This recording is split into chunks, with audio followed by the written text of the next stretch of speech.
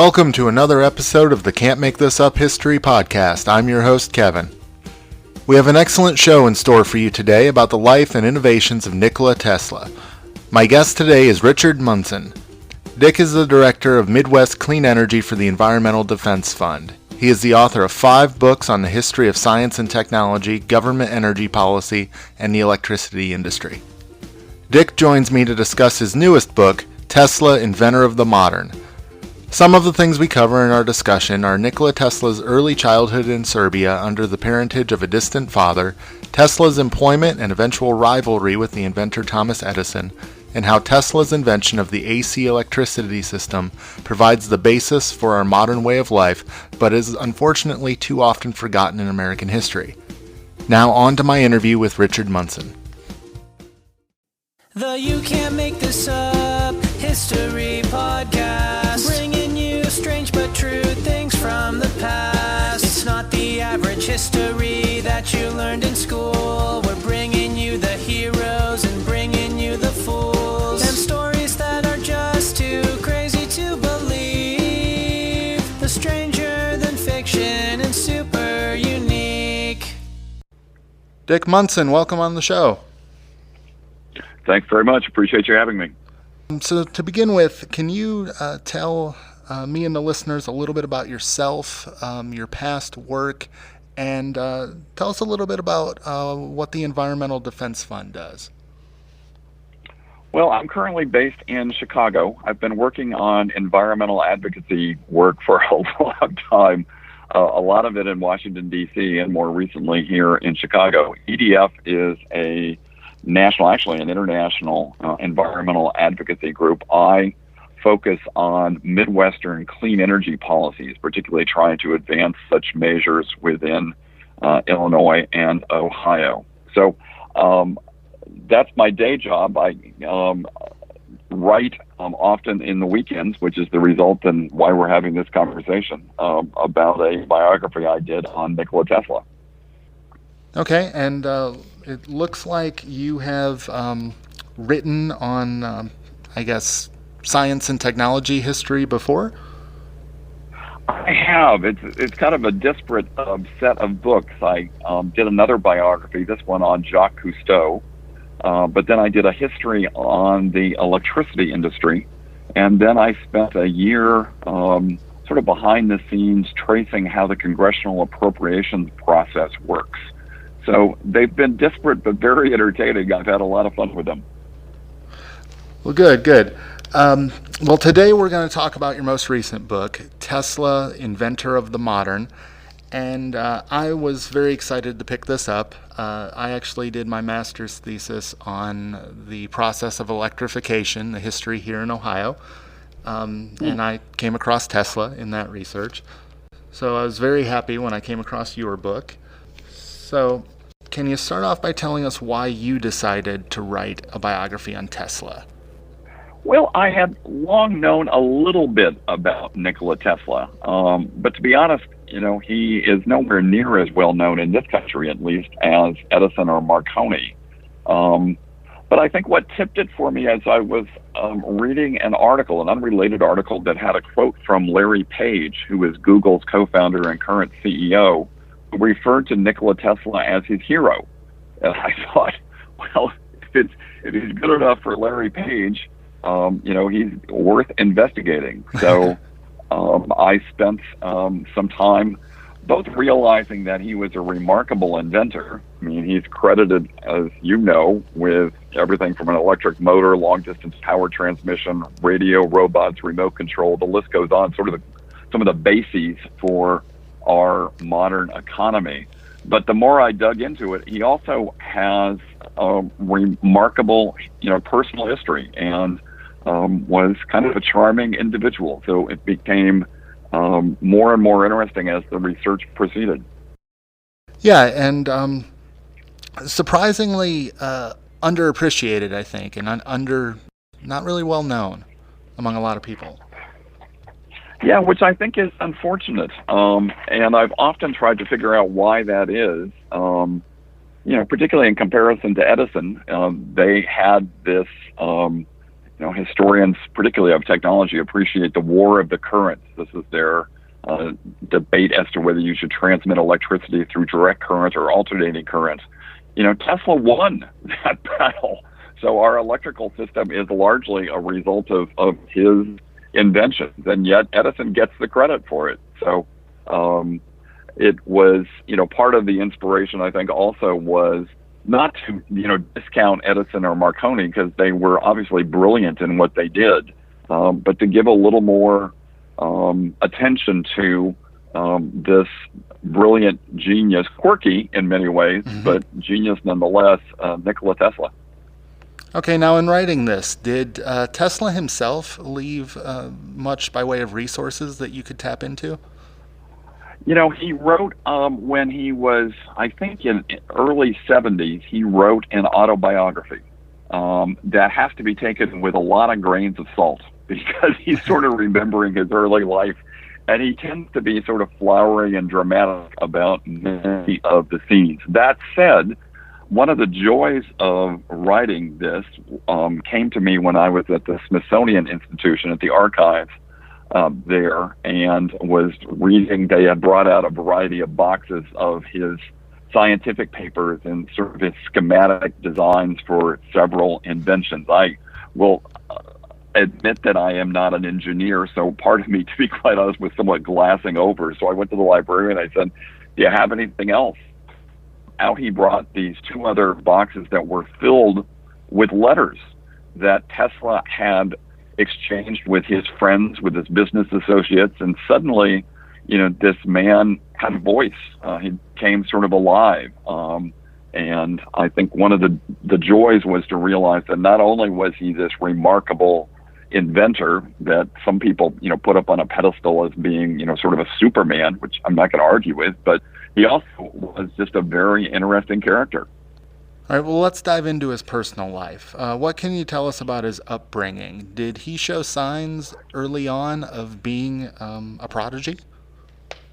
Ironically, it was his brother that was identified as the one that was going to soar in this family. He was about 5 years older. His name was Dane. He was clearly Nikola Tesla's idol and, the favorite of, the parents. But unfortunately, when Dane was 12 and Nikola was 7, a tragedy happened. The family's Arabian stallion bolted and threw young Dane to the ground, and he died that night of his injury. So imagine, as a young lad of 7 years old, you saw your brother die, and not only that, his mother then wakes him up in the middle of the night and says, "Come and kiss your dead brother goodbye." How racking has that got to be? I mean, even, Wow. 50 years later, Tesla would write that image was still seared in his mind. The critical thing here, though, is you would think that the parents would now look at their surviving son and say, you're our guy, and, how can we, flourish your prospects? You're obviously bright. I mean, he was able to read and write in 7 different languages. He could recite lengthy poems and full short stories from memory.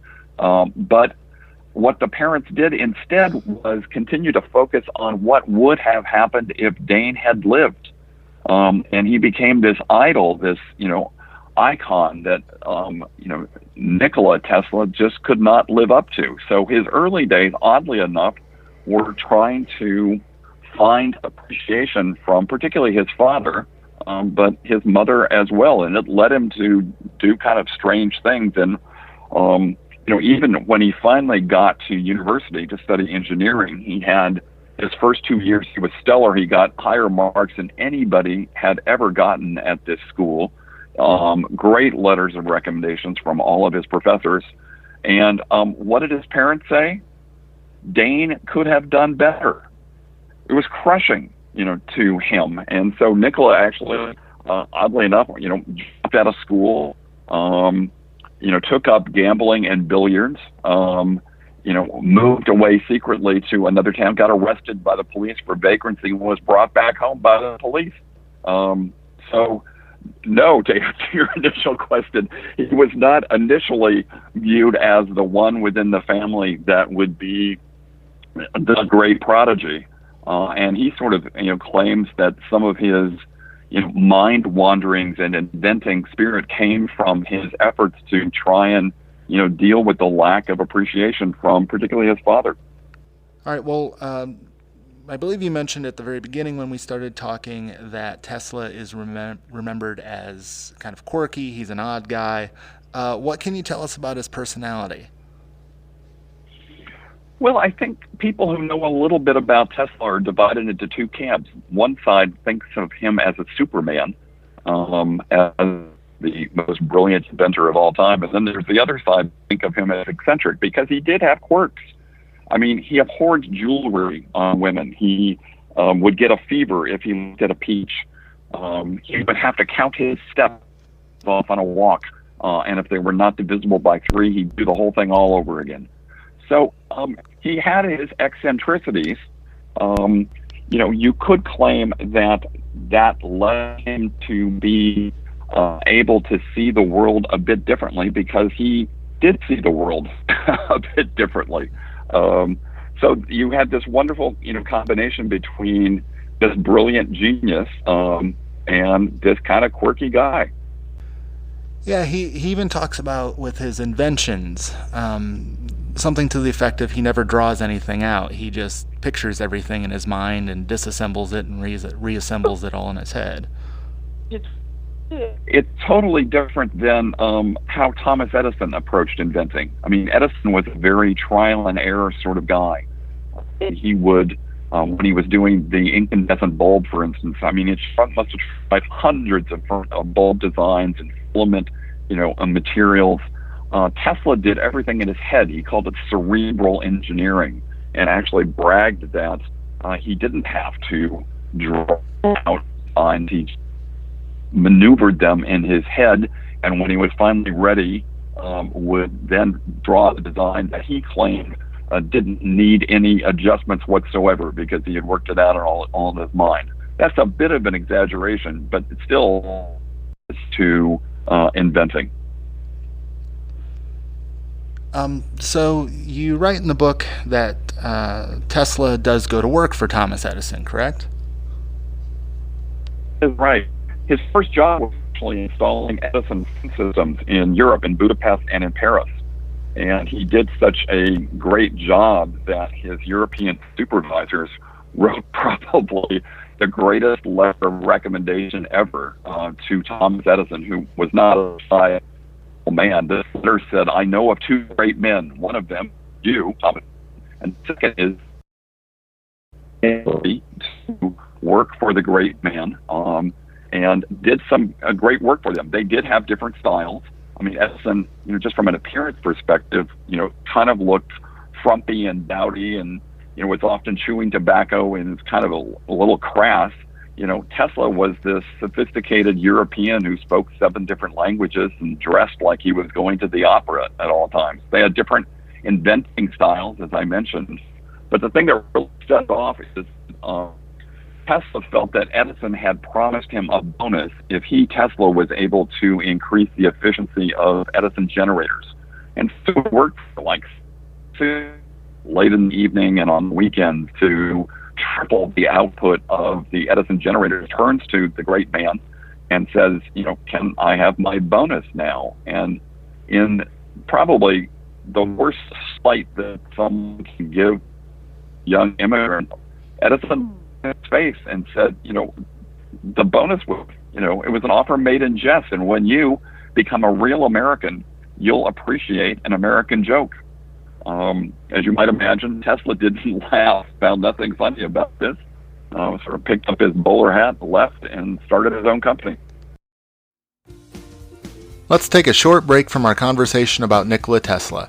If you like science and technology, I'd like to tell you about another podcast you might enjoy called Cinema Science. In Cinema Science podcasts, scientists chat about their favorite movie or TV show and how close science is to making these imaginary worlds a reality. I personally recommend their discussion with a bioengineer about the science of hearing in John Krasinski's A Quiet Place, and their conversation with a neuroscientist about zombies and The Walking Dead. Episodes are released every other week on iTunes, Stitcher, Google Play, or wherever you get your podcasts. They also have a website, at www.cinemasciencepodcast.com. Now back to the show.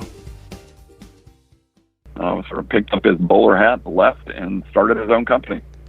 All right, so Tesla goes off on his own and invents what is probably his most significant invention, the AC Polyphase System. Can you roughly describe what that is and why it was so revolutionary?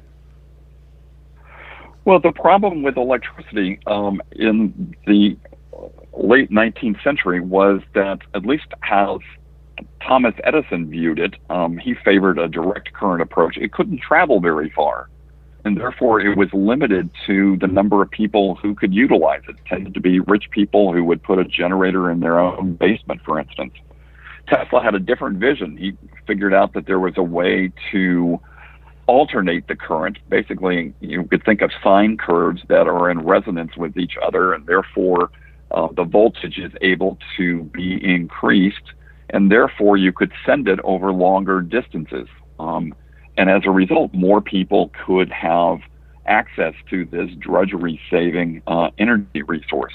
The two of them had huge fights over the alternating current versus direct current, called the War of the Currents, that eventually Nikola Tesla won. But in the process, Thomas Edison, he convinced, to prove that alternating current was, horrible and dangerous. I mean, he convinced the New York legislature that the way to deal with horrible criminals, rather than hang them, they should electrocute them, and used alternating current, or the approach being advanced by Tesla and George Westinghouse. So he actually said, he suggested that electrocution should be called Westinghouse, and suggested in the promotional materials, don't let your house be Westinghoused. It was brutal and cruel. When associates would electrocute, dogs and cats and calves and other things to prove, or at least attempt to prove, that alternating current was, dangerous and should be avoided. The problem is that alternating current was a far better technological approach, which obviously was proven when Tesla and Westinghouse won the contract to light and power the Columbian Exposition in Chicago in 1893, and more importantly, when they captured the power from Niagara Falls and sent it via alternating current, first 26 miles to Buffalo, and then an amazing 400 miles all the way to New York City to power the new subway system and to light the Great White Way. Remember, Edison's direct current could go maybe a half a mile. So 400 miles, according to the New York Times, was the engineering achievement of the 19th century, and that newspaper gave full credit to Nikola Tesla for making it real. So if I'm driving through the country and I see the very large electrical towers and the power lines going across country, that's what they're running on. That's what they're running on. And you can thank Nikola Tesla for making those available. And again, what it means from, a sort of a social perspective is that just more people would have access to this drudgery-saving energy source. So both he and Westinghouse won the War of the Currents, but as we were talking at the beginning, Tesla is far less well known than Edison, despite the fact that it is mostly his system that currently delivers our power to us. Now, with the War of the Currents, I've always heard that at some point, as in part of his negative PR campaign, that Edison electrocuted an elephant. Is there any truth to that? No. An elephant was electrocuted, but it was not part of the War of the Currents. It was a rabid elephant that had killed or injured several other people. And yes, it was put down, they tried a variety of means and eventually electrocuted it. But yes, it's part of urban lore, but as in my research, at least, I found it was not related to this particular War of the Currents. They did, however, as I mentioned before, they did do this. They killed dogs and cats and calves and monkeys and a whole variety of other things that they brought folks to see, and caused, newspaper reporters to leave the room and vomit and talk about how just disgusting and horrible, the scenes were. I actually think that it backfired on Edison, because obviously, alternating current proved to work and not cause accidents, despite what Edison was trying to claim. Well, yeah, I can see why. I mean, that on Edison's part is just so inhumane and cruel. Totally. Yeah. Tesla with his AC system, and he's kind of, at least it comes across in the book, that he's kind of obsessed with electricity. He would do these demonstrations for people to prove his ideas and his new inventions and theories. If we could go back in time and watch one of his demonstrations, what kind of things would we see? Well, Tesla mostly enjoyed being alone in his laboratory, but he could, when he needed to be, become a showman. So one of his first ones was at Columbia College, now Columbia University, and he gathered several hundred, reporters and other scientists. And in those days, this was like the entertainment. We didn't have, video games, and so you got dressed up to come to one of these demonstrations. And Tesla, performed like a magician. He was able to manipulate electricity at his will. He shot, electric bolts or artificial lightning across the room. This had been something that had previously been reserved for nature alone. He made lamps glow, even though they were not connected to electric wires. He just bedazzled, his audience. One time, not necessarily on electricity, but when he was trying to demonstrate remote control, or he referred to it as telemetonics or robotics, he set up a display in the Madison Square Garden where he built a pond and a small boat, maybe about 4 feet tall, 3 feet long, that he would send signals to. And this boat would move forward and backwards. It would go around the pond. It would basically, almost dance, if you will, a bit like a water bug. And just mesmerize people because they had never seen anything like this. And then, in the midst of this, this supposedly shy man says, "Who wants to ask the boat a question?" And the place just goes, "What? You don't ask a boat a question?" And so, probably some math nerd in the back said, "All right, what's the square root of 16?" And Tesla, with his hand hidden underneath the controls, had mastered, sending individualized messages, so he was able to have his boat flash its lights 4 times. And the crowd went nuts. So, yes, these shows were total entertainment, and he, became this, master of, almost a magician of being able to control power. I could see how this would, especially in the 19th century, this would just mesmerize everybody.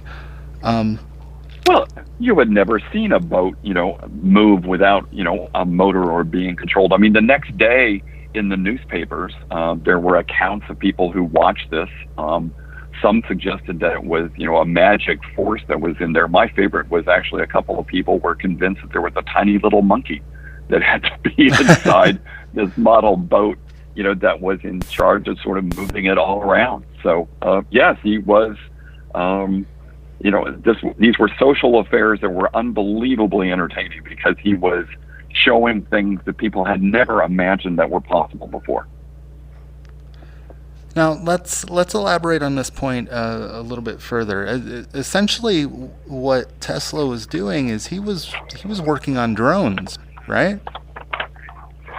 He was. I mean, he referred to, what he had here was, a model boat that this was done just a few months after, the battleship Maine blew up in Havana Harbor. So we were quite interested as a nation, particularly military folks, in coming up with new weapons.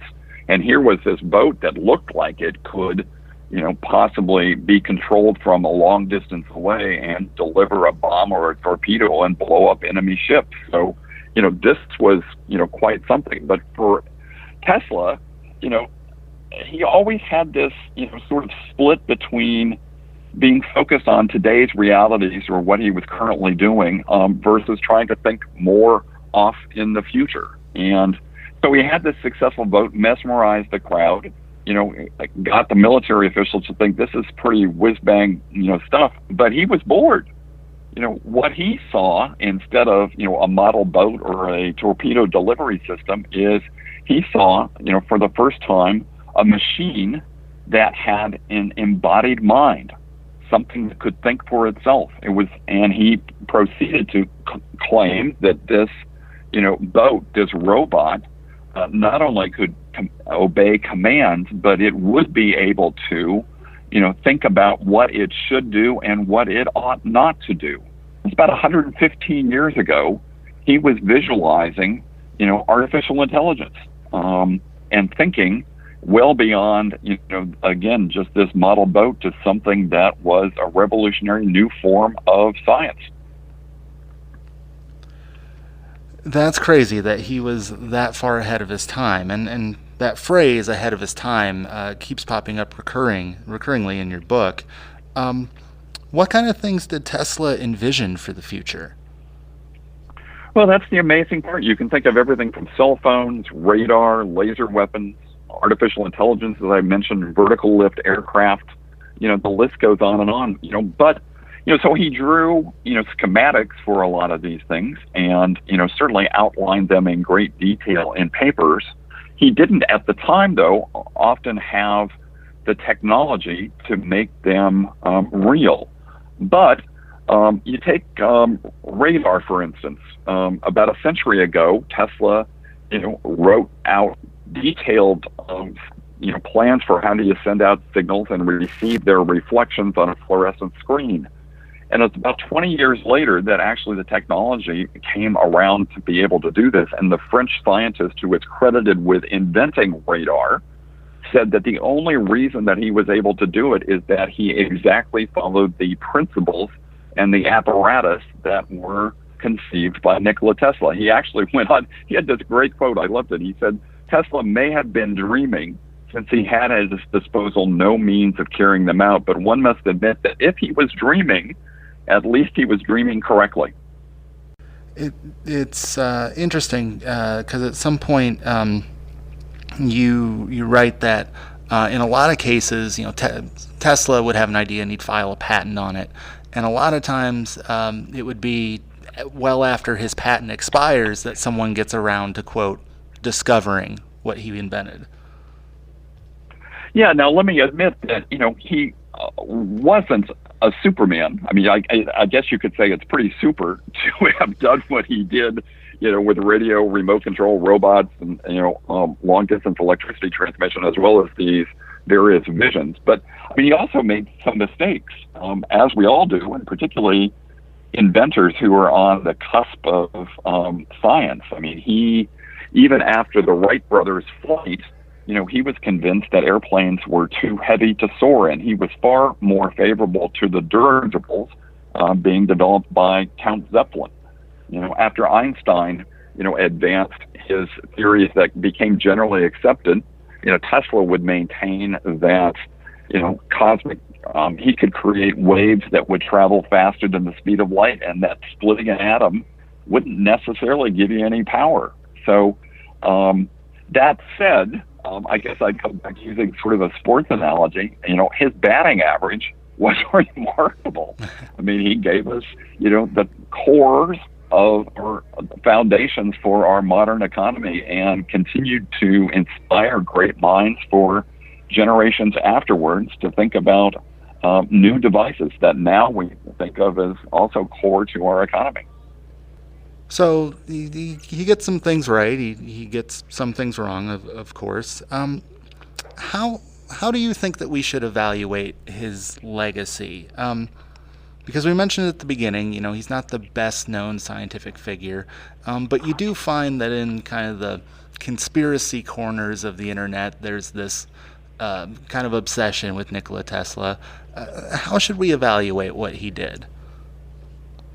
Well, I think we have to give him credit for being the remarkable inventor of some of the foundations of our modern economy. I mean, radio, remote control, electric motors, the list goes on. I think I'm particularly taken by the fact that he was a curiosity-driven individual inventor and motivated by idealism. And Edison, in contrast, was one of the first to develop sort of a team to work on things, but he also invented in order to make money. And I have no criticism of that. That's the way our system works. But Tesla believed that technology transcended the marketplace, that invention should not just be tied to profits. And I think it's that curiosity-driven, out-of-the-box thinking that is sort of missing a bit today. And I guess at least I look back on him fondly and admiringly about his idealism in being able to think about harnessing the forces of nature to the service of mankind, as he would say. All right, Dick. Well, this was a very interesting read. This was a great discussion. There is a lot more in your book that we couldn't get to today. A lot to do with Tesla's personal life, his social life, he really was determined to try to develop, for example, the wireless transmission of power. So if someone wanted to pick up a copy of your book and read it, where can they go? Well, it is at bookstores, libraries. You can go to Amazon. You can go to your independent, bookstore. I have a website, tesla-book.com, that talks about some of the reviews as well as places to order it. So, but thank you for your kind words about the book. It was a treat to write it because I think he is such an underappreciated and remarkable character that I think deserves more study and appreciation. So I appreciate your willingness to give him a read, and I'm very happy that you enjoyed it. All right. Well, thank you so much for coming on today. Thank you. You take care. You too. Thank you for listening to another episode of the Can't Make This Up History podcast, and thank you to my guest Richard Munson for coming on the show today. If you like what you heard here today, be sure to subscribe to the podcast so you can be notified when new episodes become available. And if you would like an easy way to help get word out about the show, please leave a 5-star review in iTunes. If you want to listen to other CMTU episodes, they're available on iTunes, Apple Podcasts, Podbean, Spotify, and Stitcher. And as always, if you would like to get in touch with me, I'd love to hear from you on social media. I'm at facebook.com/CMTUhistory, on Twitter @CMTUhistory, and on Instagram @CMTUhistory.